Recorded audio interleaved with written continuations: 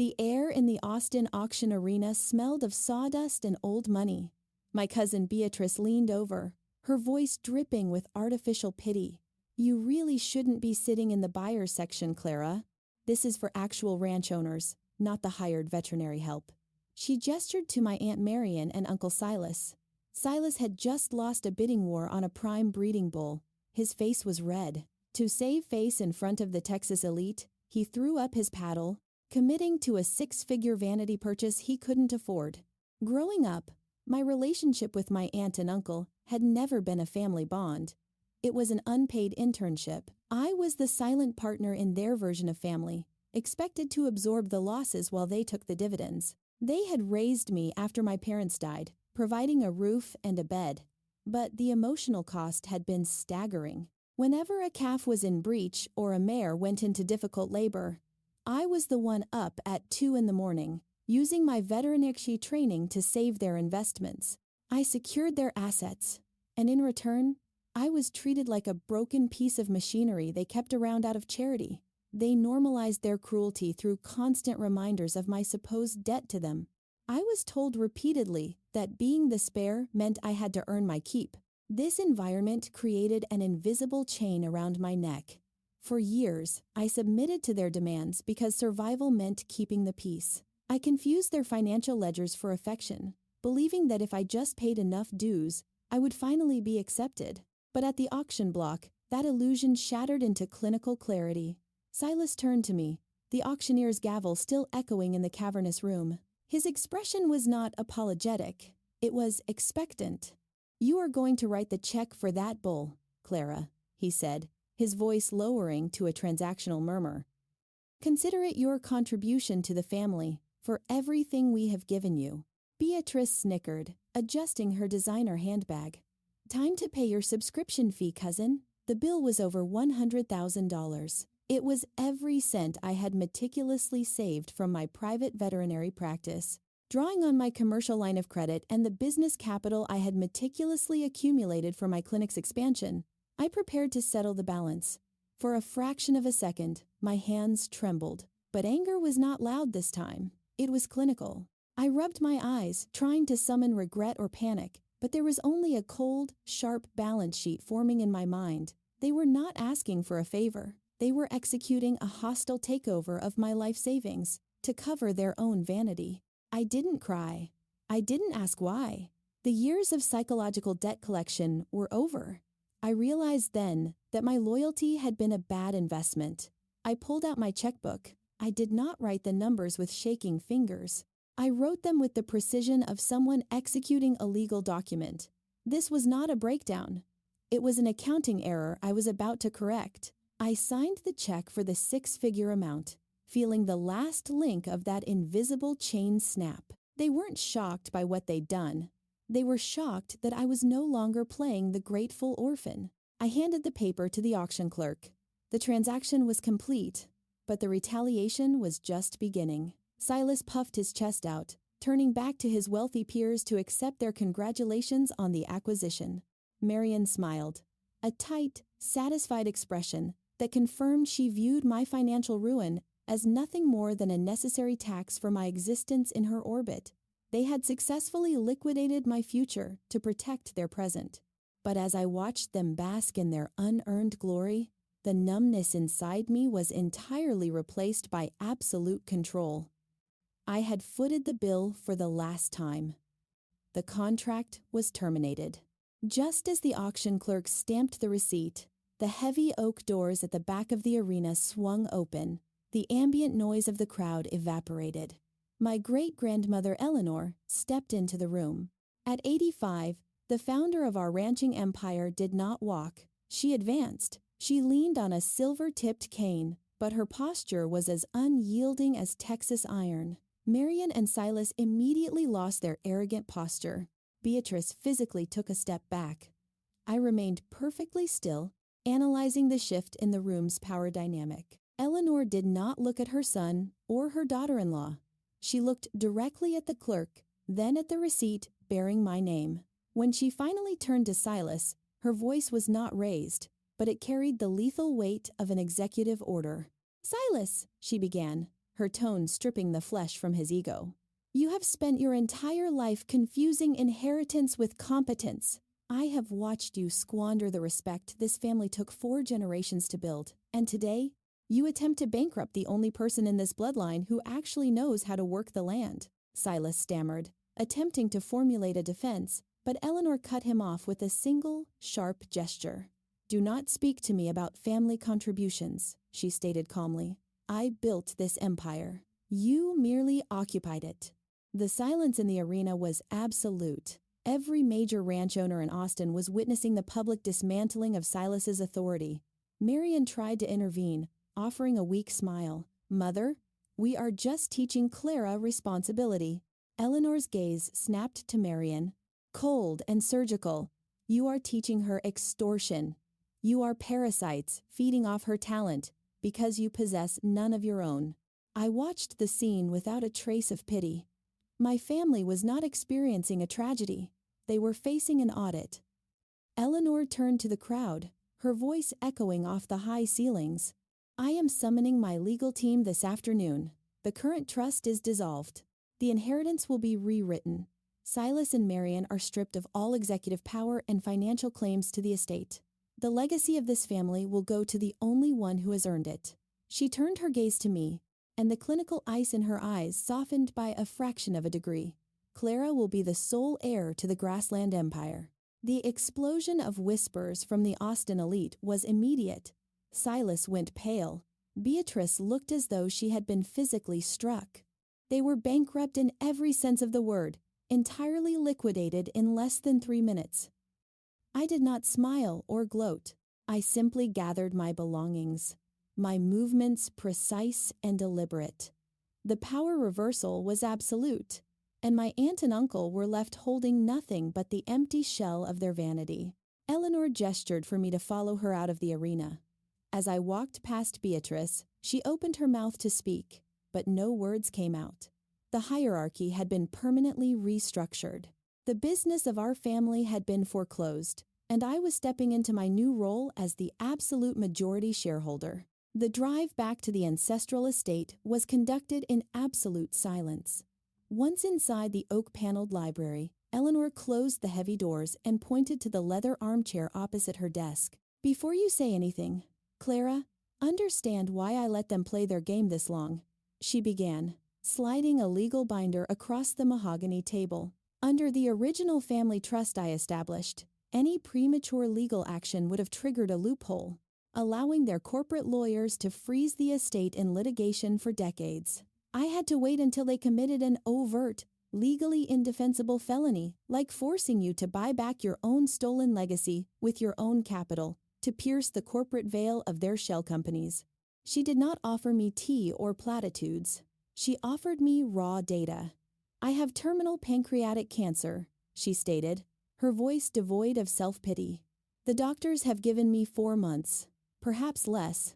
I absorbed the information without gasping. I cataloged it as a critical operational shift. The matriarch was stepping down, and the transition of power was imminent. But that is not the only liability we must address, Eleanor continued, unlocking a desk drawer and sliding a thick file folder toward me. I opened it to find property deeds, bank transfer logs, and forged signatures. Silas and Marian did not just exploit your labor, Clara. They liquidated your primary assets. When your biological parents died, they left you 2,000 acres of prime grazing land. Silas and Marian secretly sold it 15 years ago and embezzled the funds to cover their own failed investments. They used forged guardianship signatures and exploited a loophole while you were a minor, Eleanor noted, tapping a confidential audit trail. Because they systematically concealed these transactions through offshore shell accounts, the statutory clock on the fraud only starts ticking today, the moment of discovery. They trapped themselves by hiding it too well. The revelation was a clean, sharp incision. There was no grief, only a profound clarity regarding the extent of their criminal enterprise. They had not just failed as guardians, they were felons. Eleanor watched my face closely. I delayed my intervention because I needed the legal documentation to be airtight. I watched them use you, and I carried the silent regret of a watchman who could not act until the trap was perfectly set. If I had moved prematurely, they would have tied the estate up in litigation for decades. I needed irrefutable proof. I flipped to the final page of the dossier. It was the genetic registry for the six-figure bull I had been forced to purchase hours earlier. I cross-referenced the serial numbers, my veterinary background instantly recognizing the lineage. "This bull?" I said, my voice steady. "It shares a direct bloodline with my late father's rare herd." "Yes," Eleanor confirmed. "They forced you to buy back your own stolen legacy to cover their vanity." The extortion was not just financial. It was a calculated, cruel insult to the true founders of your talent. I closed the folder. The reality of a world without Eleanor suddenly became clear. If she had passed away before uncovering this, Marion and Silas would have drained the entire estate. They were a parasitic force that would have eventually consumed the host, leaving me with nothing but the debts of their incompetence. They would have continued to bleed the land dry, rationalizing their theft as their birthright. But Eleanor had secured the perimeter. The ledger was fully exposed. "We have the evidence," I said, looking up at my great-grandmother. "Now, we execute the liquidation." The accounting was going to be merciless. I took the folder and placed it securely in my briefcase. I did not need a moment to process the betrayal. The emotional ties had already been severed. This was now strictly a matter of asset recovery and criminal prosecution. Eleanor nodded, a tight expression of approval forming on her face. "The lawyers will arrive at dawn. We will freeze their accounts, lock them out of the corporate systems, and prepare the indictments. You will not have to endure their presence a moment longer than necessary." I stood up, feeling the immense weight of the estate settling onto my shoulders. The transition was complete. By the end of the week, the restructuring of the grassland inheritance had leaked to the Texas agricultural community. The corporate gossips were working overtime. Desperate to salvage their rapidly depreciating social capital, my aunt and uncle deployed their most foolish asset, Beatrice. She booked an appearance on the most popular regional agriculture podcast, assuming she could manipulate public opinion with a few carefully rehearsed tears. I sat in my newly acquired office, monitoring the live broadcast on my laptop. I wasn't anxious. I was reviewing the data of their impending self-destruction. Beatrice began the interview by painting me as a master manipulator, claiming I had exerted undue influence over a sick, elderly woman. "We loved Clara like our own," Beatrice whined into the microphone. "She was the charity case we took in, and she repaid us by stealing our birthright." The host, however, systematically dismantled her narrative with public land registry records. Flustered, and believing the commercial break had cut her audio feed, Beatrice leaned into the live studio microphone, venting her real fury to her handler off-air. "You don't understand anything. Clara's parents were absolute failures. We sold that land because we deserved that money after putting up with her for years. She was just the hired help." Unbeknownst to her, the broadcast feed was still rolling, capturing every word of the unscripted rant. The silence in the podcast studio was absolute. Beatrice had just broadcast a full confession to financial exploitation to hundreds of thousands of listeners. I didn't smile. I just closed my laptop and drafted a quick email to our public relations firm to monitor the analytics. The clip went viral within 20 minutes. It was shared across every social media platform, dissected by legal analysts, and condemned by the entire ranching community. Beatrice hadn't just destroyed their remaining reputation. She had provided the exact soundbite our lawyers needed to expedite the criminal proceedings. The villain's escalation had bypassed defense and gone straight into public self-immolation. Their social capital was officially bankrupt. The Texas elite, who had previously nodded along with Silas's arrogance, now publicly distanced themselves to avoid the fallout of association. By the end of the broadcast day, local suppliers were canceling the family's credit lines, and the country club revoked their membership. Beatrice's hot mic moment was the final nail in the coffin of their legacy. They had spent their entire lives pretending to be royalty, but the podcast revealed them to be nothing more than common thieves. I watched the metrics of their downfall climb on the screen. The transaction was mathematically perfect. Every lie they had ever told was now a liability they could not afford to pay off. The media storm had done the heavy lifting, clearing the path for the final legal judgment. The legal hammer did not drop with a bang. It descended with the quiet, devastating precision of a guillotine. I won absolute control of the estate. The court proceedings were swift, heavily supported by the financial records Eleanor had secured and Beatrice's viral confession. Marian and Silas were criminally indicted for embezzlement and fraud. The judge ordered all their personal assets seized to repay the stolen inheritance. Beatrice and Warren faced total industry blacklisting. No reputable agricultural business in the state of Texas would employ them. The eviction notice gave them 48 hours to vacate the ancestral home they had squandered. On their final morning, they requested a meeting in the main foyer.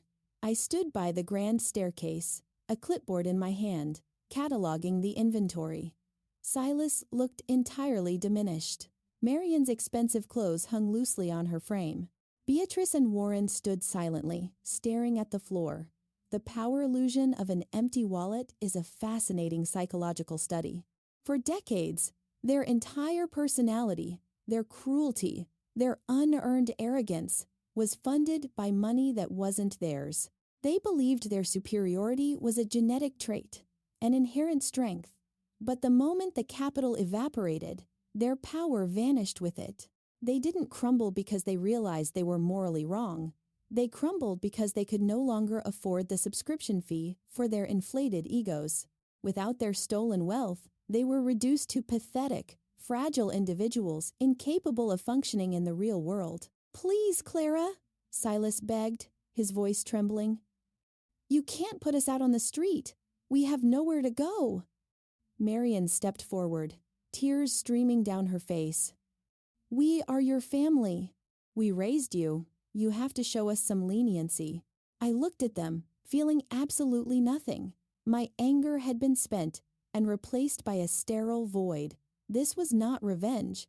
It was a balance sheet. "You are not my family," I stated, my voice echoing off the marble floors. "You were terrible asset managers who embezzled funds and treated your primary investor like a liability.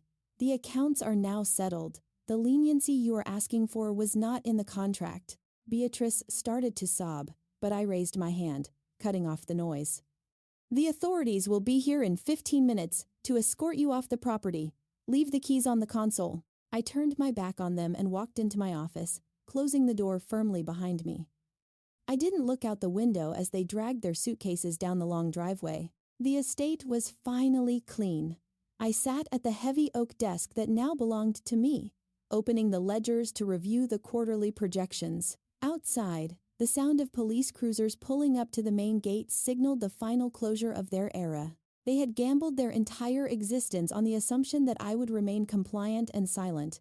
Now, they were facing the brutal reality of their miscalculations. Warren and Beatrice, stripped of their unearned privileges, would have to navigate a world that demanded actual competence, a currency they completely lacked. Marian and Silas would spend their remaining years dealing with criminal defense attorneys and public disgrace. I felt no satisfaction in their ruin, only the cold comfort of a perfectly executed reorganization. The toxic debt had been officially written off, and the future of the Grassland Empire was secure. 2 months after the eviction, Eleanor passed away peacefully in her sleep. Her departure left a profound silence, but the foundation she left behind ensured the ranch remained unshakable. I took full executive control of the Grassland Ranch, stripping away the inefficiencies and the bloated egos of the past. The first order of business was utilizing the recovered, embezzled funds. I did not spend the money on vanity projects or superficial retaliation. Instead, I established the Eleanor Foundation, a fully funded scholarship program designed to provide financial independence and advanced education for underprivileged veterinary students. True retaliation is not about matching your abuser's cruelty. It is the justice of the planter. It is about taking the scorched earth they left behind and cultivating an environment where others can thrive, ensuring their toxicity ends with them. I completely restored my father's rare cattle bloodline, integrating the expensive bull I had been forced to purchase into a newly optimized, state-of-the-art breeding program. The cattle grazed peacefully in the distance, a living testament to the bloodline my father had envisioned and the future Eleanor had secured. Every acre of land now operated with precision, free from the chaotic mismanagement of greed. The ranch flourished under clinical, data-driven management. I spent my mornings out in the pastures, teaching a new generation of veterinary students how to secure the health of the herd. Letting go of bloodlines is the ultimate act of finding yourself.